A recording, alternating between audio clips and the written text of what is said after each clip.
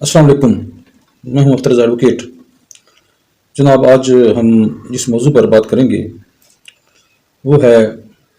Lawyers welfare and protection act 2023۔ یہ 2023 میں وکلاء کی ویلفیئر کے لیے اور ان کی پروٹیکشن کے لیے ایک قانون متعارف کرایا گیا ہے، اور اس بل کے 17 سیکشن ہیں۔ اس کا جو سیکشن نمبر 1 ہے وہ یہ ہے کہ اس کو lawyers welfare and protection act 2023 کہا جائے گا، پورے پاکستان پر نافذ العمل ہوگا اور فوری طور پر نافذ عمل ہوگا۔ اس کی جو ڈیفینیشنز ہیں اس میں سب سے اہم چیز ایکٹ آف وائلنس ہے، کہ ایک وکیل کے خلاف کس طرح کا کوئی عام بندہ ایکٹ کرے گا تو وہ ایکٹ آف وائلنس کہا جائے گا اور وہ ایک جرم ہوگا۔ تو اس کو چند لفظوں میں اگر کہا جائے تو ایک تو وہ جرائم ہیں کہ جیسے ڈائریکٹ کسی وکیل کو ہٹ کیا جاتا ہے،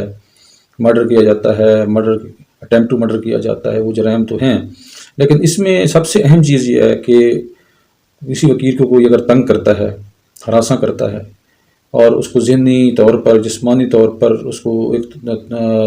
پریشان کرتا ہے تو وہ بھی جرم میں آ جاتا ہے۔ حتیٰ کہ ہراسمنٹ جو ہے وہ بھی ایک جرم میں، اس کو جرم تصور کیا جائے گا۔ اس کو ابیوز کرنا، گالیاں دینا بھی جرمی تصور کیا جائے گا اور جرم کی کیٹیگری میں آئے گا۔ لیکن یہ وہ ایکٹ ہوں گے جو ایک وکیل اپنی پروفیشنل ڈیوٹی ادا کر رہا ہوگا اور اس کی پروفیشنل ڈیوٹی کے اندر جو رکاوٹ پیدا کرنے کی کوشش کی جائے گی اور اس میں اس طرح کے ہر طرح کا جو حربہ آزمایا جائے گا وہ ایکٹ آف وائلنس میں شمار ہوگا۔ اب اس کے کئی ڈیفینیشنز ہیں، تو جیسے کوڈ ہے، بار کونسل ہے، court under section 5 of this act,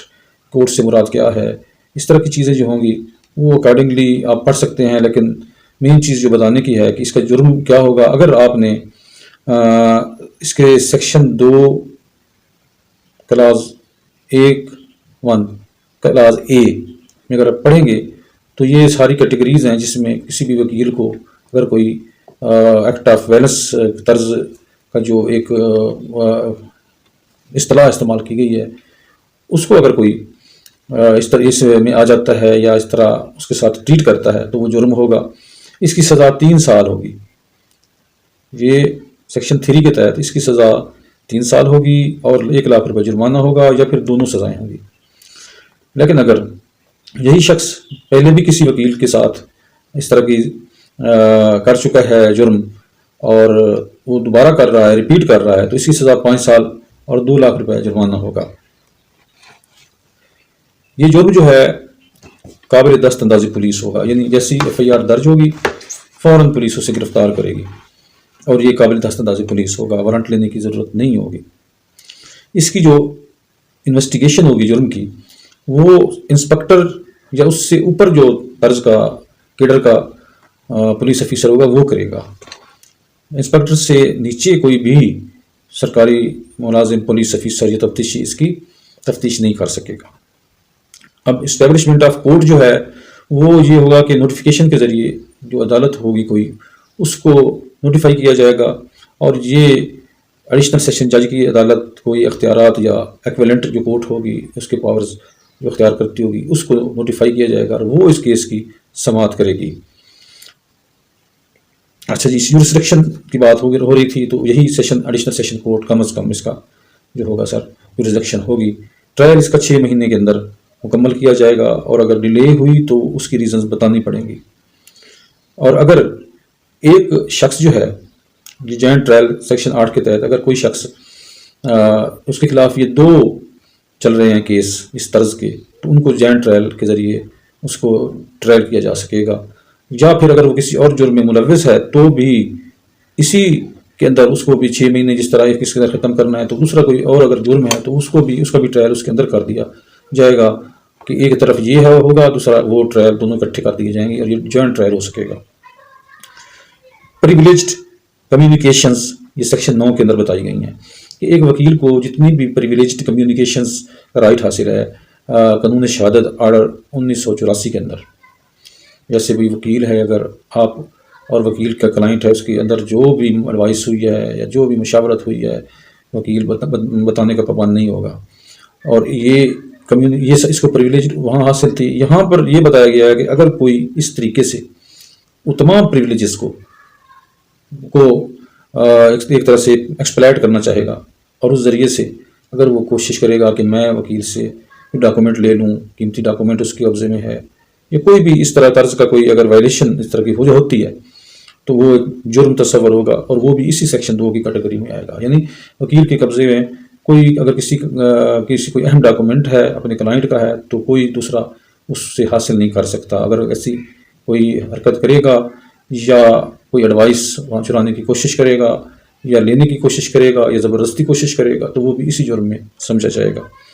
اس کے علاوہ لیگل ایڈوائزری جو ہے سیکشن 10 کے تحت ایک ویلفیئر کے کھاتے میں آ جاتی ہے کہ وکیل جو ہوگا کوئی بھی فرم، ایسوسیشن، کارپوریشن، انکارپوریٹڈ باڈی یا کمپنی ہے تو جس کی 20 ملین کی ورتھ ہے، کیپٹل جو ہے اس کا اگر ہے تو جناب 2 ملین پیڈ اپ کیپٹل اگر اس کا ہے تو کیا ہوگا جی، اس کے لیے لازم ہوگا کہ وہ لیگل ایڈوائزر رکھے۔ کسی وکیل کو لیگل ایڈوائزر رکھنا ضروری ہوگا،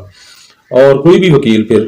ایٹ دا سیم ٹائم 3 فرم یا ایسوسیشن یا کارپوریشن یا کمپنی وغیرہ کی لیگل ایڈوائزری سے زیادہ نہیں رکھ سکے گا۔ ہیلتھ پالیسی جو ہے یہ متعارف کرائی گئی ہے سیکشن 11 کے تحت، پروویژن آف ہیلتھ فیسلٹی۔ اس کے اندر جو بھی سرکاری ہاسپٹل ہوں گے یا سیمی گورنمنٹ ہاسپٹل ہوں گے وہاں پر وکیل صاحب کے والدین، اس کی سپاؤس اور اس کے جو چاہے چلڈرن ہوں گے، اولاد ہوگی، ان کو جو کوئی بھی اگر گزٹڈ آفیسر ہے اس کی تمام مراعات حاصل ہوں گی۔ تو یہ سیکشن 11 کے تحت ہے۔ فائنینشیل فیسلٹیز جو ہے وہ بھی جو ہے اس کے اندر یہ ہے جی کہ وکیل کو کوئی کرائے پہ مکان نہیں دیتا تو کوئی بینک پیسے نہیں دیتے، لون بھی وکیل پیسے جو ہے ہضم کر جاتے ہیں، اور حالانکہ یہ عام لوگ بھی بعض دفعہ ایسا کر جاتے ہیں، اور وہی ریشو وکیلوں کے اندر بھی ہو سکتا ہے، لیکن وکیل چونکہ قانون جانتے ہیں اور بے لا قانونیت ہونے نہیں دیتے۔ جہاں پر کوئی زیادتی اگر بینک کرتا ہے تو وہاں پر وہ سٹینڈ لے جاتے ہیں، اس وجہ سے ان کو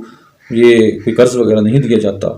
تو اب یہ قانون کے اندر یہ چیز لکھ دی گئی ہے سیکشن 12 کے اندر کہ یہ تمام اور فائنینشیل انسٹیٹیوشنز جو ہیں ان کو بھی وہ سارے پابند ہوں گے کہ وکیل کو عام لوگوں کی طرح قرض جس طرح عام لوگ لیتے ہیں وہ بھی وکیل بھی اسی طرح حقدار ہوں گے۔ تو یہ سیکشن 12 ہے۔ تو اس طریقے سے یہ فیسلٹیز بھی وکیل کو دی گئی ہیں، اور اس کے علاوہ اس کے اندر اور بھی کچھ چیزیں ہیں جو